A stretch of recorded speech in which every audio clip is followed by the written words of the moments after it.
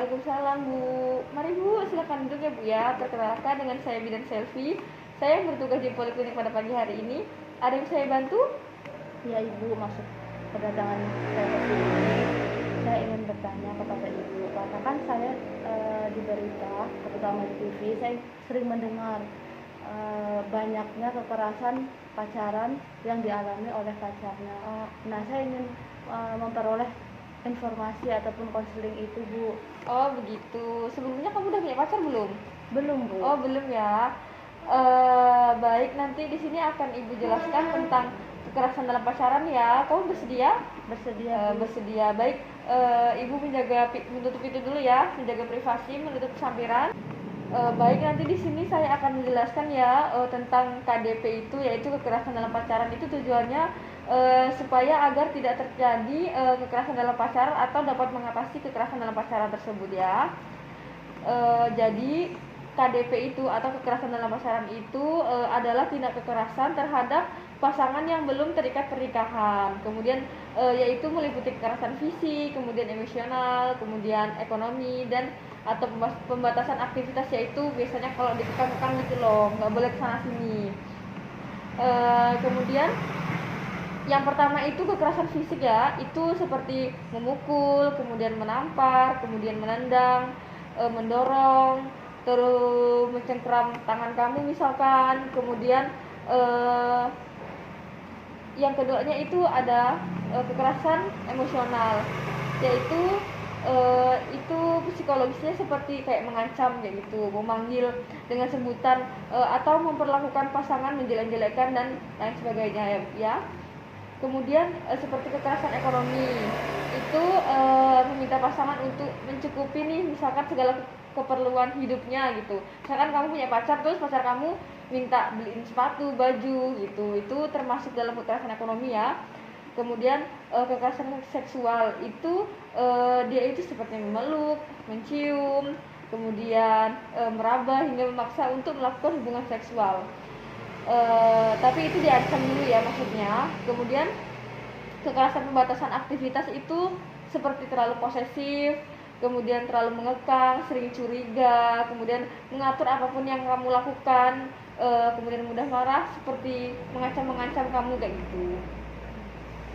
Jadi itu faktor-faktor yang menyebabkan kekerasan dalam pacaran itu. Yang pertama itu ada tingkat pendidikannya biasanya agak rendah, kemudian pemahamannya itu patriarki, kemudian kebiasaan memakai narkoba, atau bisa juga sifat temperamentalnya ya. Kemudian bisa juga karena dia sering menonton media massa. Kemudian penyebabnya kekerasan dalam pacaran itu sering terjadi itu, jadi yang pertama itu korban itu biasanya cenderung lemah atau kurang percaya diri, atau sangat mencintai pasangannya, atau selalu memaafkan dan selalu memaklumi pasangannya.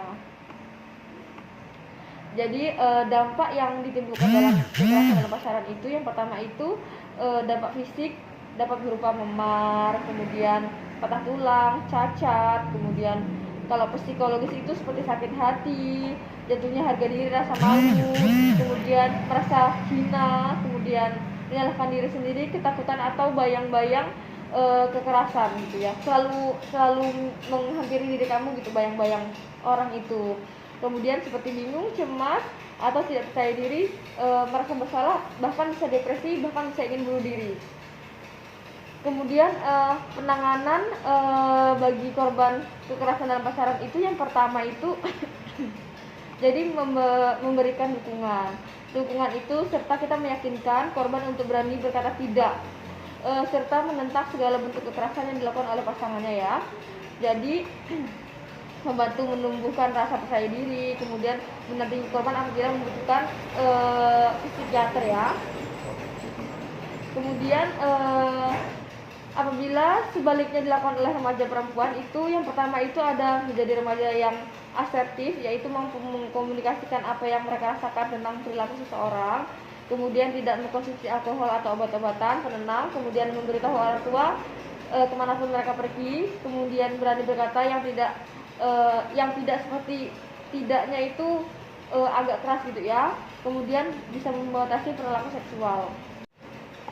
nanti apabila ada orang terdekat, entah temanmu atau kakak atau adik atau siapapun itu yang mengalami kekerasan dalam pacaran, jadi kamu harus memberitahu kepada orang yang kamu percayai ya, atau bisa juga kamu melapor kepada pihak berwajib, Komnas PPA ya. Apakah kamu bisa mengerti? Mengerti Bu. Mengerti ya. Baik, tadi kan sudah saya jelaskan ya untuk kamu. Apakah kamu sebelumnya sudah mengerti? Sudah paham?